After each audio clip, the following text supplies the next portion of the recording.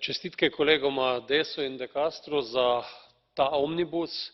S tem smo kmetijsko področje dali pred ostala področja in začenjamo te spremembe izvajati v naslednjem letu.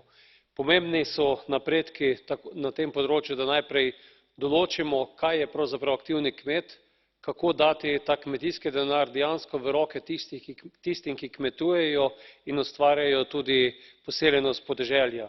Pomembno je področje mladega kmeta, da lahko to ponovno oživitev podeželja pomagamo urediti tudi s tem, da damo mladim kmetom večji dodatek k subvencijam in na ta način jih privabimo, da ostanejo na podeželju.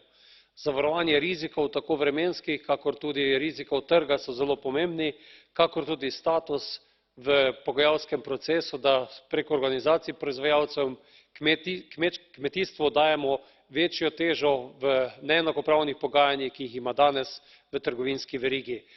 Pomembno pa je tudi to, da medovite rastline dobijo mesto v ozelenitvi in da bo tudi na tem področju napredek narejen v naslednjih letih.